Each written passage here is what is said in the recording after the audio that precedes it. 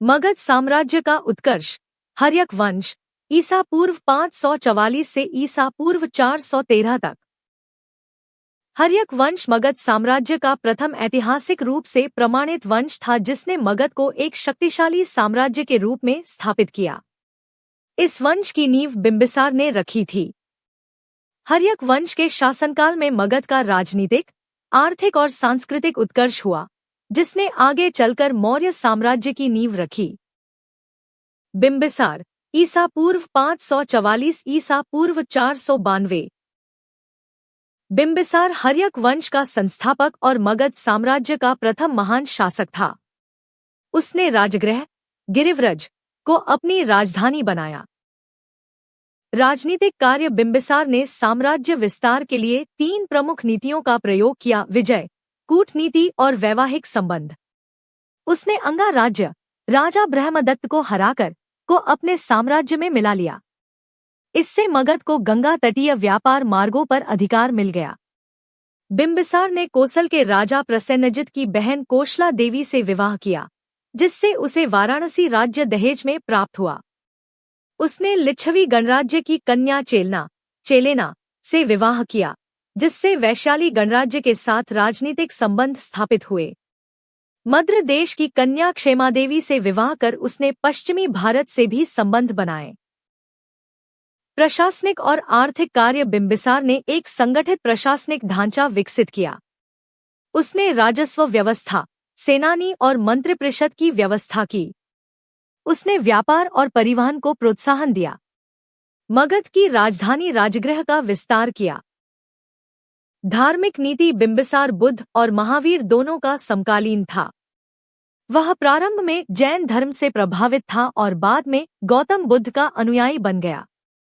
उसने बुद्ध को वेणुवन विहार दान किया। अंत बिंबिसार की मृत्यु उसके पुत्र अजातशत्रु के हाथों हुई, जिसने सत्ता प्राप्त करने के लिए अपने पिता को कारावास में डाल दिया था। अजातशत्रु ईसा पूर्व 492 ईसा पूर्व 460। अजातशत्रु हर्यक वंश का सबसे शक्तिशाली शासक था। उसका शासन मगध साम्राज्य के विस्तार और साम्राज्यवादी स्वरूप का काल था। राजनीतिक कार्य उसने अपने पिता बिंबिसार को कारावास में डालकर सत्ता हथिया ली। उसने वैशाली के लिच्छवी गणराज्य को पराजित कर मगध में मिला लिया। यह युद्ध लगभग 16 वर्ष तक चला। उसने अंगुत्तराप, मल्ल और कोसल राज्यों पर भी अपना प्रभाव स्थापित किया। उसके समय में मगध की राजधानी राजगृह से पाटलिग्राम, आगामी पाटलिपुत्र, की ओर स्थानांतरित की गई, जो आगे चलकर मौर्य काल में मुख्य राजधानी बनी।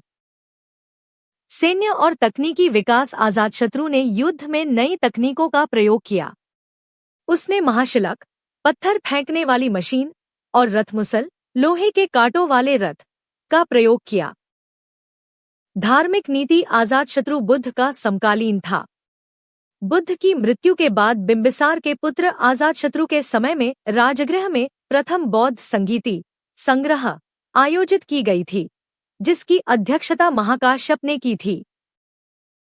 अंत अजातशत्रु की मृत्यु के बाद मगध साम्राज्य में अस्थिरता आई।